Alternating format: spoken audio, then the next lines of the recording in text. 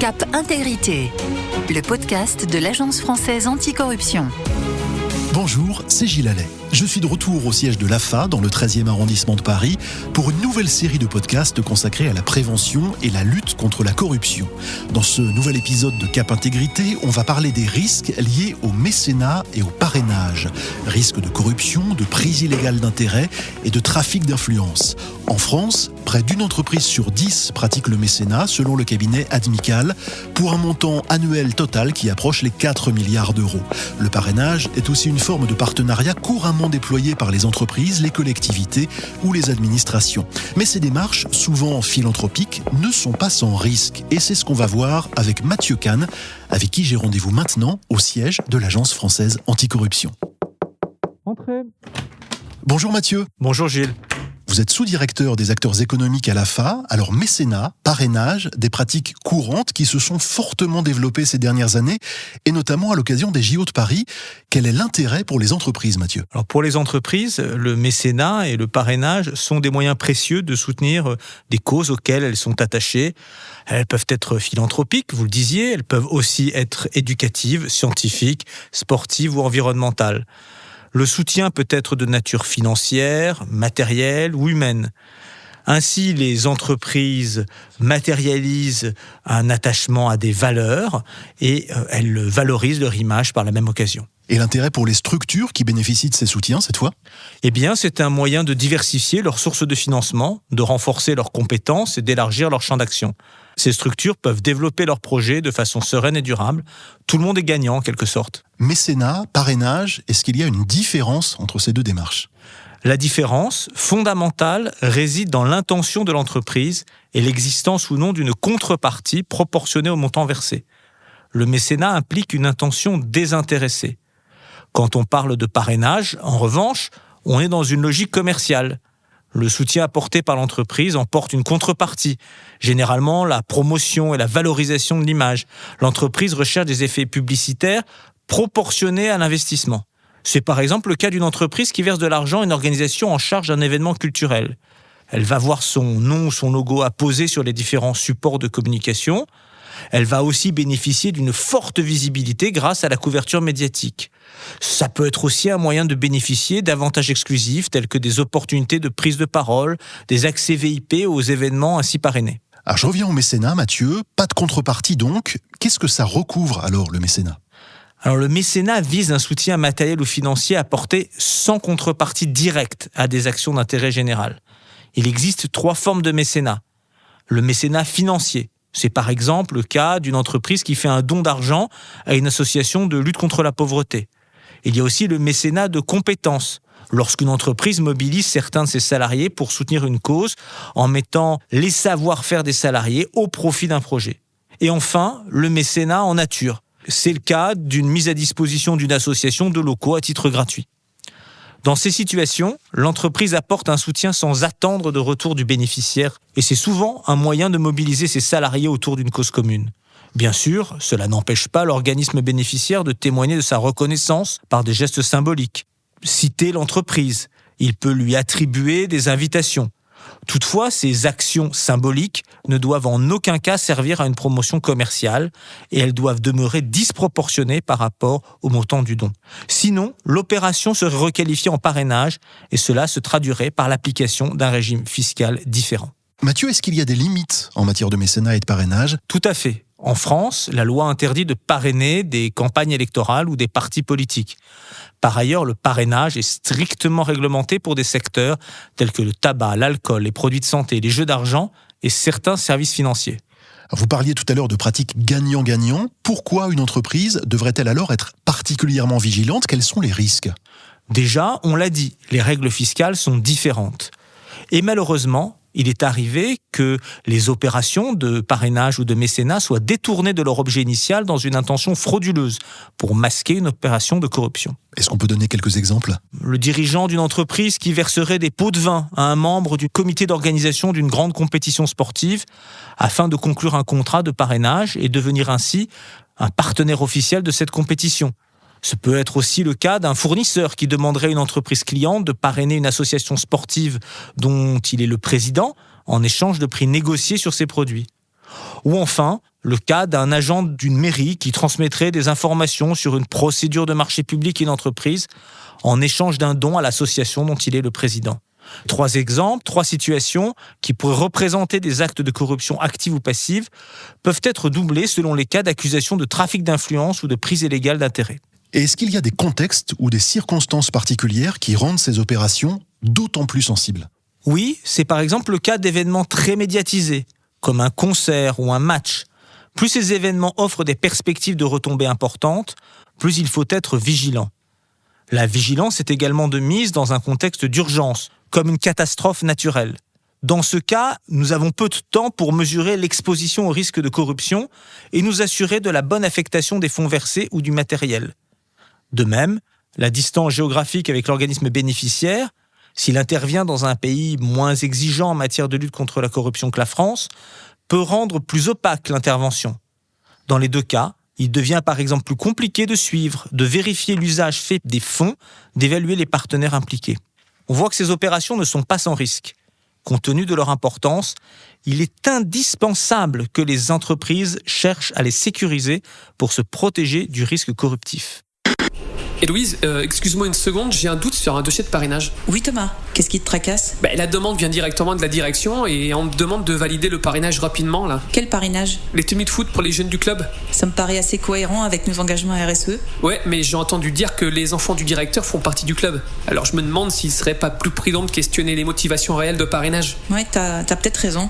On peut pas se permettre la moindre ambiguïté là. Faudrait mieux peut-être proposer une vérification. Bon réflexe de Thomas, d'autant que la situation ne revêt pas particulièrement de caractère d'urgence et qu'il convient donc de prendre tout le temps nécessaire pour lancer une vérification avant de valider le parrainage. Tout à fait. Quelles sont justement les mesures de prévention qui peuvent être mises en place dans les entreprises, Mathieu ? La prévention efficace des risques de corruption liés aux opérations de parrainage et de mécénat repose en premier lieu sur l'implication active de l'instance dirigeante. Elle mettra en place des procédures formalisées encadrant ces opérations. Il est ainsi recommandé à l'instance dirigeante de définir la politique d'entreprise en matière de parrainage et de mécénat. Il s'agit de déterminer quels projets, quels bénéficiaires peuvent a priori entrer dans le champ des opérations autorisées et soutenues par l'entreprise, en cohérence avec ses valeurs et sa stratégie.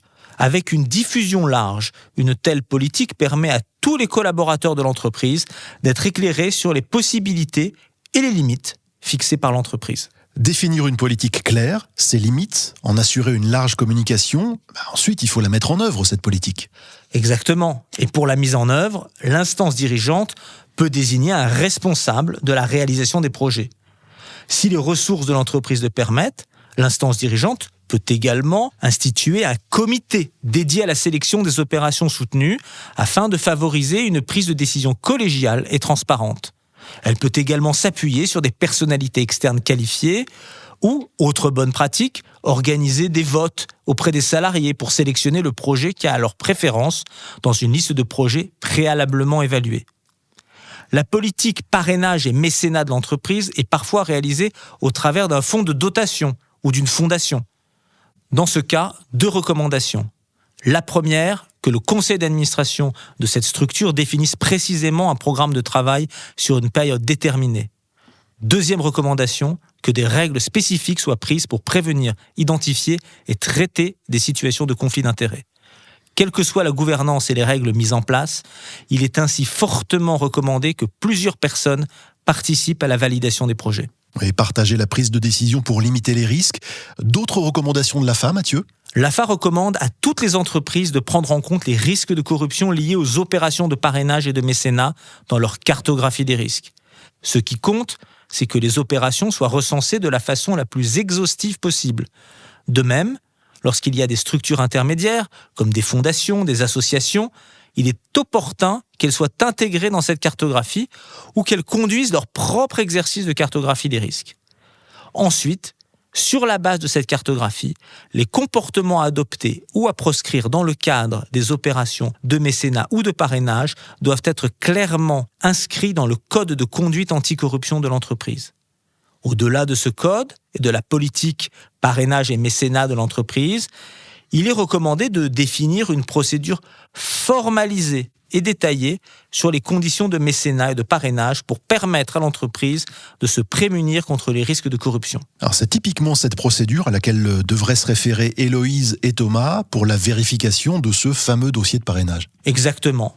Héloïse et Thomas ne devraient valider aucun dossier de parrainage, pas même sur demande de la direction, sans avoir d'abord respecté une à une les étapes énoncées dans leur procédure.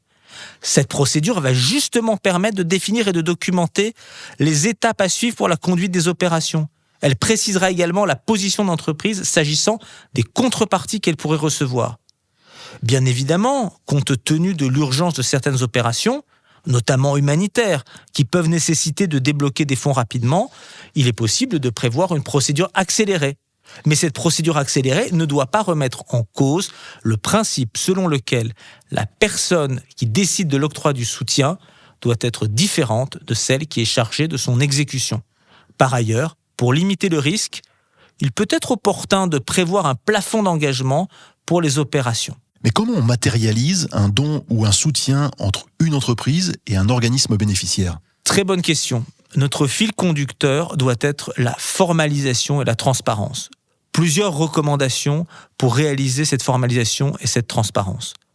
Premièrement, les engagements réciproques de chaque partie doivent être bien définis. Deuxièmement, une convention doit être conclue entre l'entreprise et le bénéficiaire. Troisièmement, il faut que les conditions d'exécution de l'opération soient déterminées à l'avance. Par exemple, sur les modalités de versement des fonds, les modalités de reddition des comptes.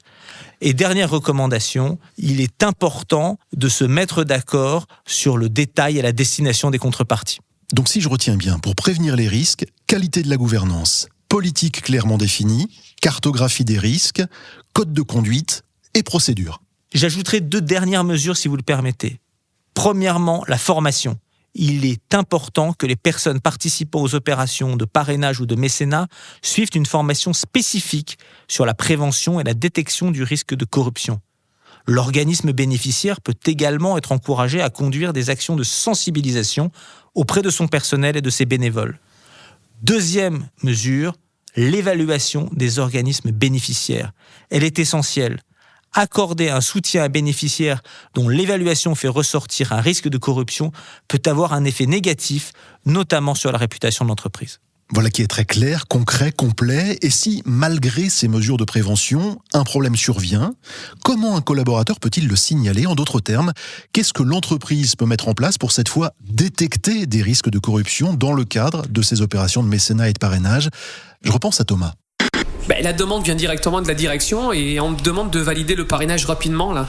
Alors on comprend bien qu'il se sent soumis, Thomas, à tort ou à raison, à une certaine pression parce que la demande vient de la direction et qu'on lui demande une validation rapide. Eh bien, l'entreprise peut s'appuyer sur plusieurs leviers complémentaires. Elle peut étendre le dispositif d'alerte interne de l'entreprise mécène aux organismes bénéficiaires, afin de faire remonter des situations à risque identifiées sur le terrain. L'entreprise peut aussi mettre en place des contrôles comptables rigoureux qui assurent la justification, la traçabilité et la transparence des flux financiers liés à ces actions. À titre d'exemple, l'entreprise peut isoler les opérations dans des comptes différents, parrainage mécénat, courant exceptionnel, et aussi mettre en place des outils adaptés au suivi et au contrôle comptable de ces opérations, comme l'enregistrement des contreparties dans le registre cadeaux et invitations. Enfin, l'entreprise peut mettre en place un dispositif de contrôle interne qui permet de détecter les anomalies et de mettre en œuvre les mesures correctives nécessaires. Alors ça fait quand même beaucoup de choses à mettre en place. Est-ce que c'est obligatoire pour toutes les entreprises qui réalisent des opérations de mécénat ou de parrainage ? Au-delà de l'obligation, que les entreprises soient assujetties ou non à la loi Sapin 2, elles ont toutes un intérêt à mettre en place des mesures adaptées à leur profil de risque. Ces mesures protègent contre les risques, qu'ils soient réputationnels, financiers ou juridiques. Les entreprises pourront ainsi, sans crainte, continuer leurs actions de parrainage et de mécénat qui sont si importantes. Merci beaucoup Mathieu Kahn pour ces précisions concrètes sur les mesures conseillées afin de réduire les risques de corruption dans le cadre des opérations de mécénat et de parrainage.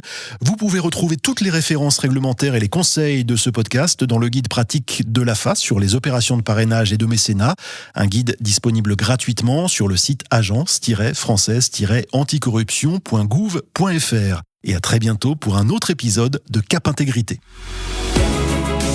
Cap Intégrité, le podcast de l'Agence française anticorruption.